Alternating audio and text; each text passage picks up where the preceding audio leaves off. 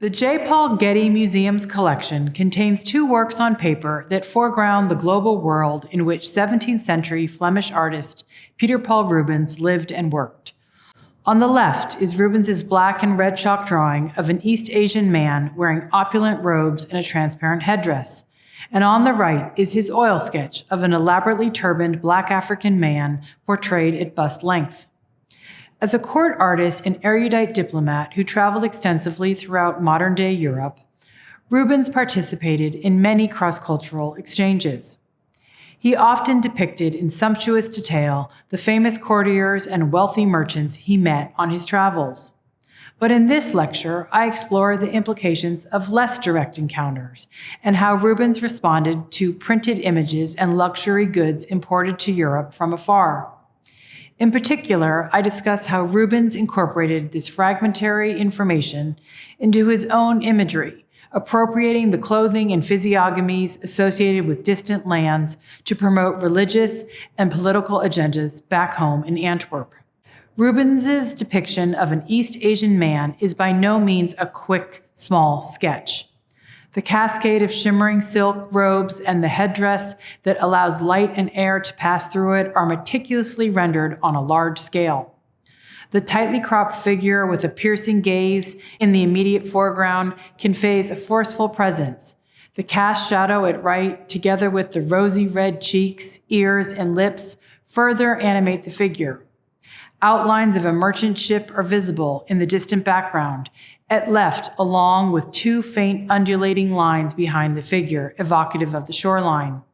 These details allude to maritime travel, but they do not help identify the origins of the individual or his attire. The first recorded guess at this figure's identity appears in the 18th century, and it was incorrect. The drawing was then owned by the English collector and painter Jonathan Richardson Sr., whose collector's mark appears in the bottom right-hand corner of the sheet. The sale catalog of Richardson Sr.'s drawings, sold at auction on January 22, 1746, gave special notice to Rubens's work. In the midst of a vast list of untitled drawings by Rubens, Bernini, Titian, and Raphael, Lot 41 is described in detail as a portrayal of a Siamese priest by Rubens. Richardson's 1746 inventory listing thus established and publicized the figure in the Getty drawing as a priest from the Asian nation of Siam, modern-day Thailand. The Siamese identification offered in Richardson's sale catalog was given new emphasis and a wider currency in 1774 when Captain William Bailey made a print after the Getty sheet.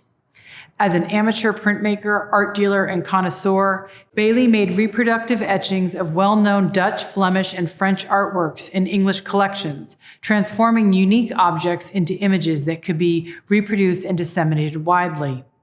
Bailey embellished Richardson's earlier Siamese identification with an inscription at the bottom of the plate. Quote, "The Siamese ambassador who attended the court of King Charles I. Rubens made the above described drawing just before he left England anno 1636, unquote. Thus, Rubens's design and the Siamese identification entered wider circulation together. As Rubens's drawing changed hands among several generations of British and Czech aristocrats, the Siamese identification survived unquestioned for nearly 200 years. But this accepted fact stumbled in 1935 when a scholar took it upon herself to see whether a Siamese embassy had actually visited the English court in 1636. It turns out the answer was no. Furthermore, from depictions of a Siamese embassy to the court of Versailles in 1686, it was determined that Siamese diplomats of this period wore conical headdresses that were not transparent. This brief history of the early identifications of Rubens's drawings serve as an important reminder. Inscriptions on works of art, especially those applied by Europeans to images of foreigners, can perpetuate ignorance about other cultures instead of documenting understanding. Rubens's drawing then became associated with a group of 4 others by the artist, depicting Jesuit missionaries wearing Chinese robes. 3 of these 4 drawings portray the important Jesuit leader of the Chinese mission, Nicolas Trigault. Closest in style to the Getty drawing is one of Trigo wearing floor-length silk robes with wide sleeves and a tall four-corner headdress that Rubens executed in black chalk, red chalk, and blue-green pastel. This drawing seen here at left is on a paper stock similar to that of the Getty sheet, and with approximately the same dimensions. Trigo's name appears in Latin on the bottom left of the sheet, along with the date of 1617.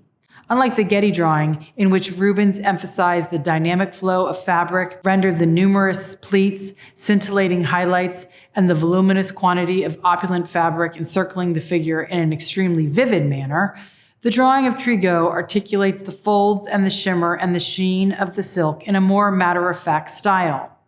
This sense of reportage conforms to the drawing of Trigo's function, a study recording clothing donned by the Jesuits in China. By the late 16th century, members of the Catholic religious order called the Society of Jesus, or Jesuits, were actively proselytizing in China. They were also the most prolific writers about Asian peoples, customs, and clothing. For all of their dedication and devotion, however, the Jesuits made little progress until they realized that a better way to convert the Chinese to Christianity would be to infiltrate the Ming Dynasty's governmental structure. To this end, they mastered the Chinese language, donned the long silk robes and tall four-corner hats worn by Confucian scholars, and let their beards grow long. The long Latin inscription in Rubens's hand on the upper right of the Trigo drawing records this factual information about the Chinese scholar's attire. The inscription states that however sumptuous, Chinese clothing donned by the Jesuits must not offend the emperor by assuming his exclusive imperial color of yellow. It also mentions the Jesuit effort to fashion a variant of the Chinese scholar's costume that was specific to their order. What is important to pay attention to here is that when Rubens had specific knowledge of East Asian costume, he made note of it on his drawings. It only takes a quick comparison of the two drawings to observe that the figure depicted in the Getty sheet wears a different type of garment than Trigo. According to Korean costume historians, the voluminous overcoat with a low waist, pleated skirt, and long sleeves depicted in the Getty sheet resembles the cholik worn in Korea by government officials up to the 18th century. The numerous folds of the silk robe, especially visible in the underskirt, appear to have been created by small gatherings of pleats at the waist, characteristic of a Korean cholik. The bunch sleeves shown in the Getty drawing are also typical of the cholik, which has much narrower sleeves than the robes worn by the Jesuits in China.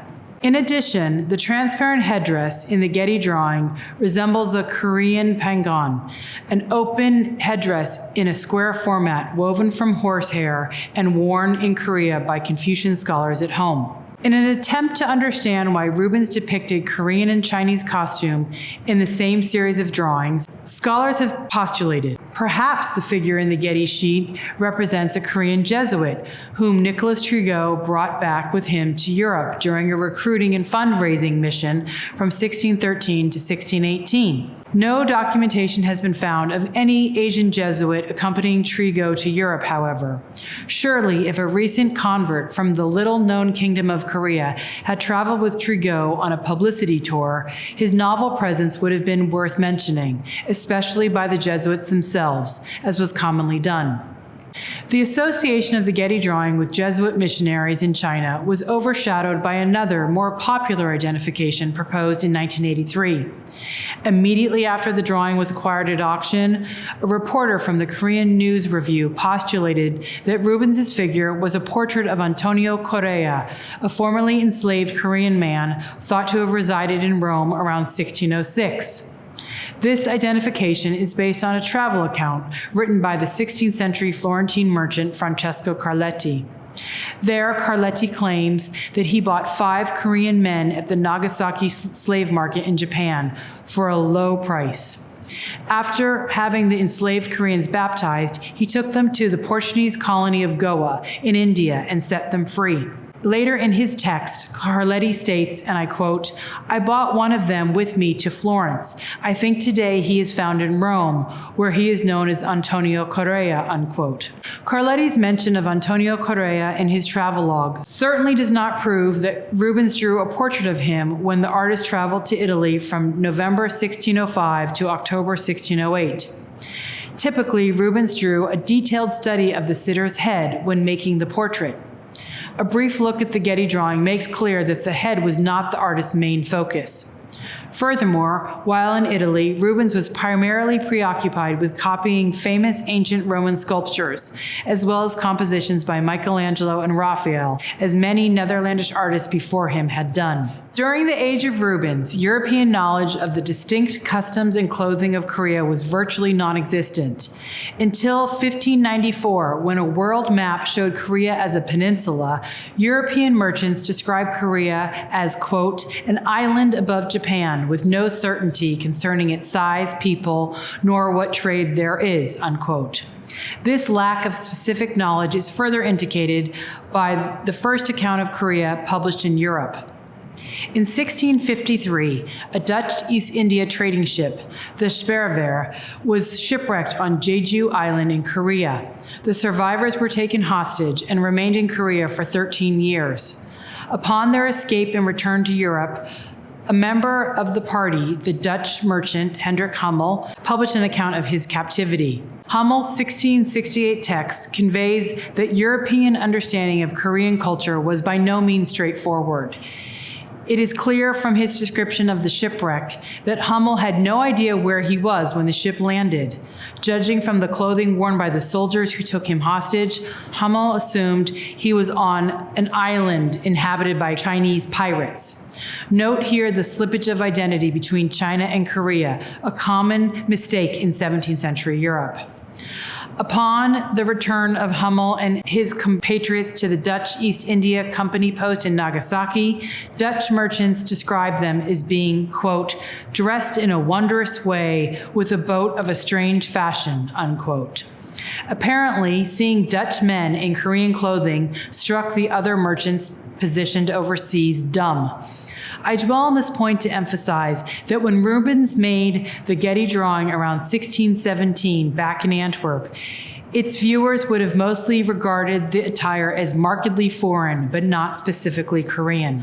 Although there is evidence of East Asians working on Portuguese and Dutch ships that came to and from Europe, there have been no documents found as of yet discussing any Korean or Chinese people who settled in the city of Antwerp.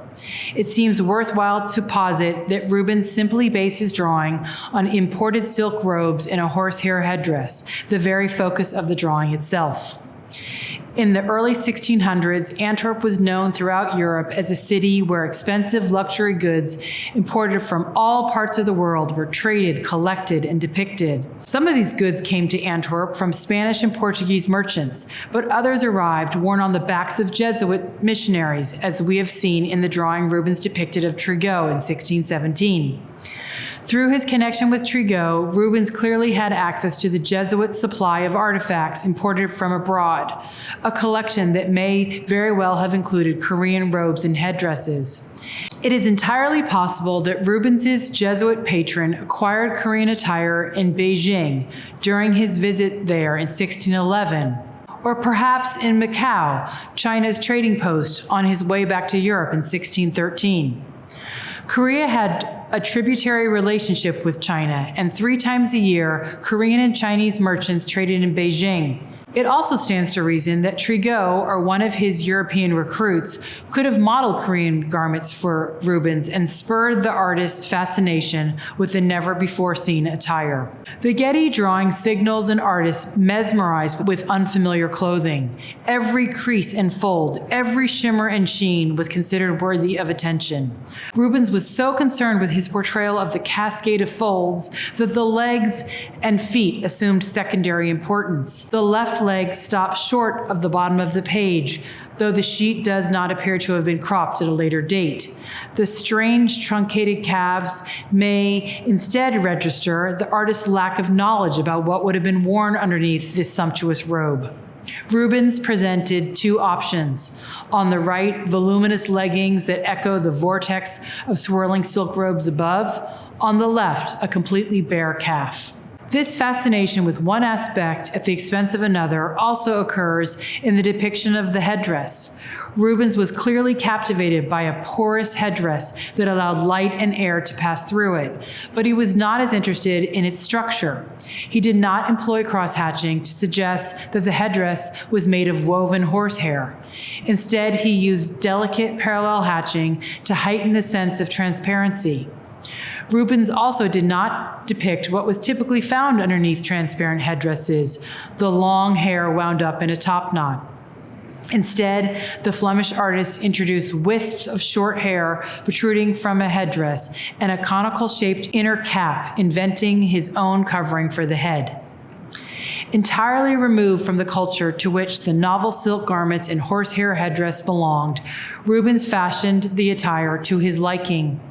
In this vein, his drawing presents his idea of an East Asian man, not a portrait of one. Commonplace in Rubens's time, reductive stereotypes about East Asian physiognomy, high cheekbones, flat noses, heavily arched eyebrows, and deep-set elliptical eyes are found in written descriptions. These generic facial features also appeared in illustrations, such as those of the Chinese found in Johann Theodor de Brye's illustrated book, India Orientalis, of which Rubens himself owned a copy. Adding subtle touches of red chalk to the cheeks, ears, and lips, and giving this figure a direct confrontational gaze, Rubens animated the stage stereotypes to make this man appear more lifelike. Following artistic standards of his day, Rubens made paintings and drawings that evoked a powerful immediacy. But the immediacy of this image in no way guarantees that Rubens actually met an East Asian man and drew his portrait. I show you as a comparison to the Getty drawing, a painted portrait that Rubens made around 1613 of Mullah Ahmad, the Hafsid Muslim ruler of Tunis. With a meticulous handling of oil paint, this portrait conveys the glistening olive skin of a ruler of northern Africa. It even shows the moistened eyes of his watchful gaze. Given how lifelike this portrait seems to be, it may be surprising that it was not made in front of the ruler. Instead, Rubens based his portrayal on a print made after a lost portrait painted nearly a century before in 1536 by another Flemish artist. Thus, even with all of its believability, Rubens's portrait of Mullah Ahmad artificially documents an encounter that the artist did not have. Was it convention alone that made Rubens portray his man in a Korean costume in such a lively manner? The reappearance of the Getty figure in Rubens's Miracles of St. Francis Xavier facilitates a partial answer to this question. Executed for the high altar of St. Charles of Borromeo Church in Antwerp, this monumental altarpiece, with its life-size figures, portrays a synthesis of miracles performed by the Jesuit missionary in Goa. In 1541, the first Jesuit, Francisco Javier, arrived in Goa, where he proselytized among its diverse population. Rubens portrayed Javier with his acolyte standing on an elevated plinth, while his miraculous deeds unfolded simultaneously beneath him. In the painting, Javier raised his left hand, pointing to the source of his divine power, and an allegorical figure of the Catholic faith holding a chalice and carried aloft by angels in the clouds above. Below, amid the gaping mouths, poignant tears, and outstretched arms, some less dramatic conversions also take place.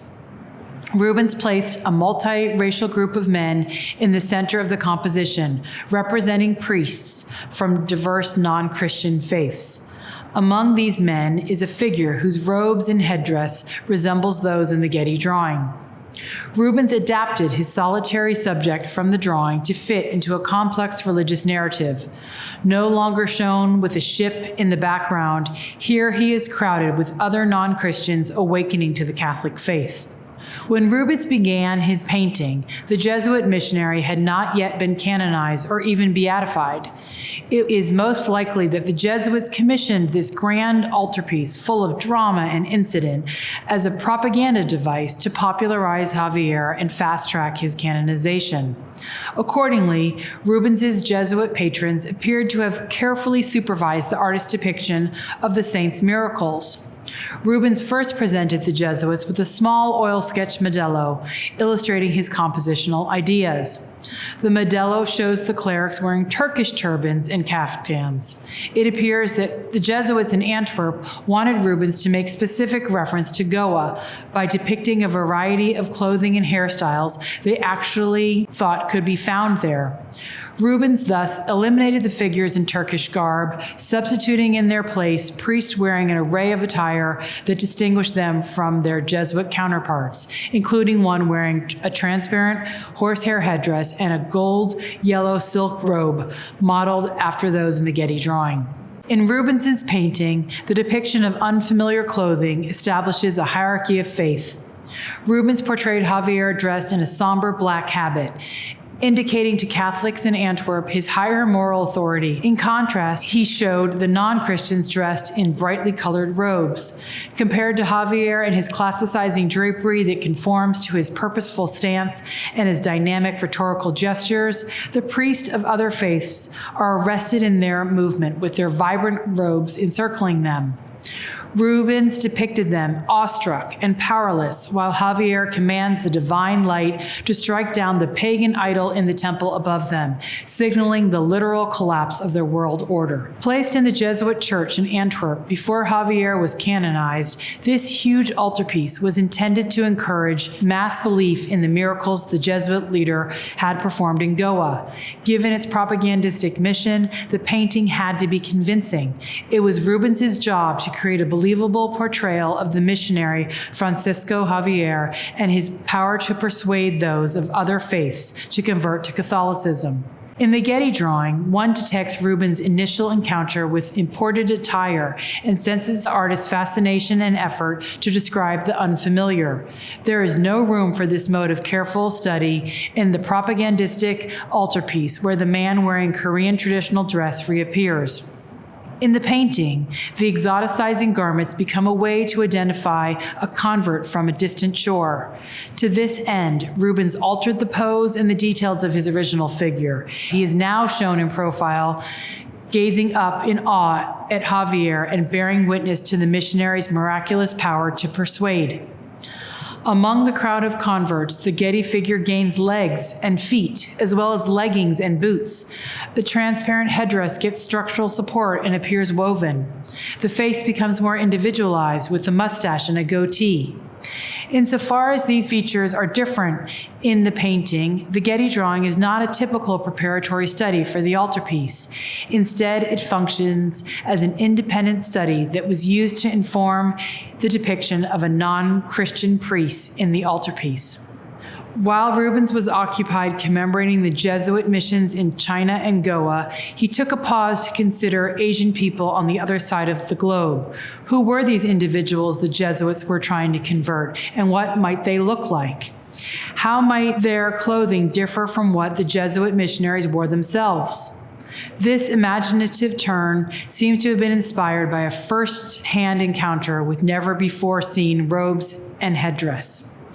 Rubens portrayed his man in Korean attire in a tantalizing, credible manner. He portrayed him the way 17th century Europeans most likely would have imagined him, as wondrously different from themselves. Rubens' central role in promoting the Catholic faith in the city of Antwerp and his depictions of people and clothing from overseas to enrich his religious narratives inform another work in the Getty's collection that this lecture can only begin to explore. In the recently acquired study, Rubens used oil on paper to envision in more detail the head of King Balthasar for a larger painting of the Adoration of the Magi. According to the Bible, Magi from the east traveled to Bethlehem to present the infant Christ child with gifts of gold, frankincense, and myrrh. Medieval tradition held that the three kings paying homage to Christ came from Africa, Asia, and Europe, so that all continents of the world then known to Europeans acknowledged Christianity as one true religion. By the 1600s, Flemish paintings of the Adoration reflected the widely held belief that Balthasar, the youngest king, was from Africa by representing him as a black African.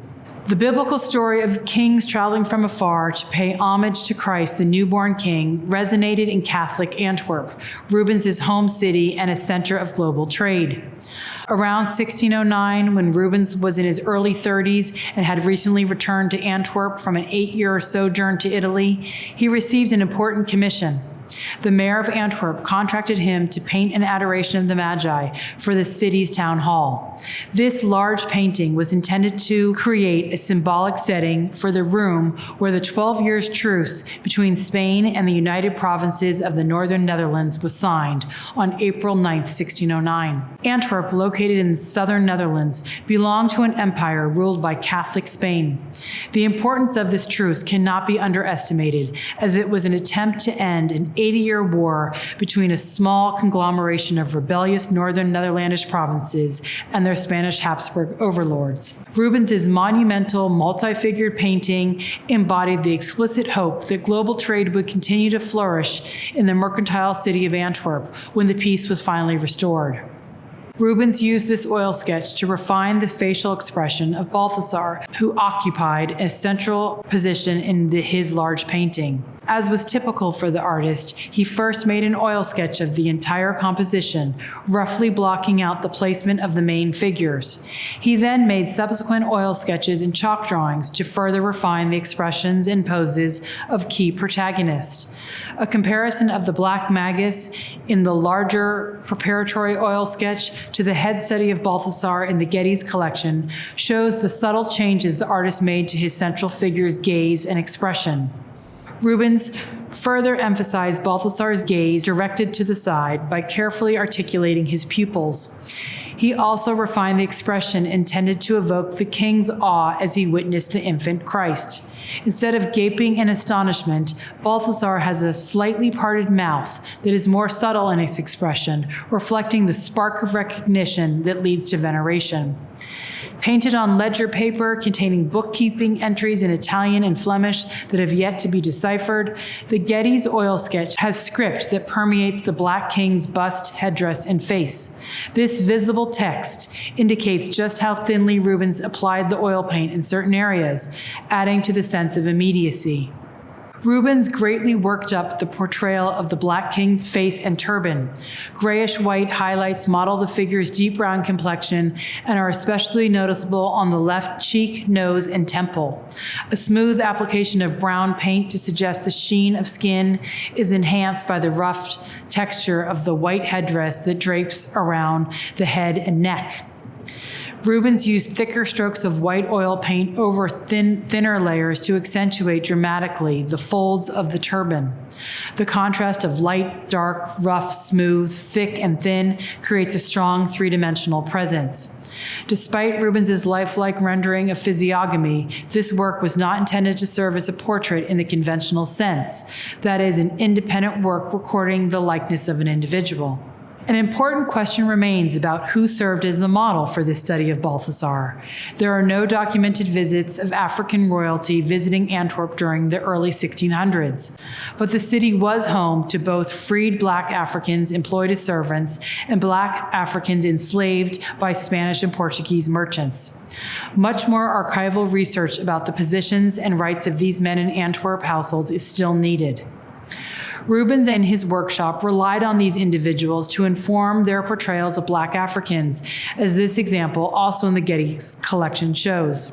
In Rubens' head study for Balthasar, a man with Black African features wears a turban that imitates those traditionally worn by Muslim kings from Tunis, as shown here again in the 1536 etching. By transposing a turban inspired by an earlier pictorial source with the physiognomy of an actual person, Rubens created a rendition of the biblical character. Toward this end, it seems likely that Rubens engaged a servant or an enslaved person to pose as an African king, a role rich with irony. As captivating and significant as they are, the Getty's two drawings do not indicate a deep understanding of faraway cultures or shed light on the historical status of East Asians and Black Africans who lived in Antwerp. These works are not documents of pure observation, but creations based on inference and imaginative recombination. Rubens assimilated the scattered evidence and secondhand information about distant lands from his own perspective and for his own purposes. Important among these was to convince his viewers to believe in specific religious and political narratives. While his paintings may have been more public carriers of these meanings, the earlier, more exploratory drawings give unique insights into how Rubens was actually assimilating and transforming the limited information as it emerged within a rapidly interconnecting globe. I hope I have provided some insights into this process and show how deftly he combined depictions of unfamiliar people and objects, such as a horsehair headdress or an elaborate turban, all the while using visual tropes of portraiture from his own tradition to forge cohesive and persuasive images. In these ways and others, the drawings help pull back the curtain on broader, highly complex intersections of power, faith, and race in the early modern period. As windows into how these relations were being worked out in real time, they are particularly rich sites for critical inquiry from a multitude of perspectives in the future.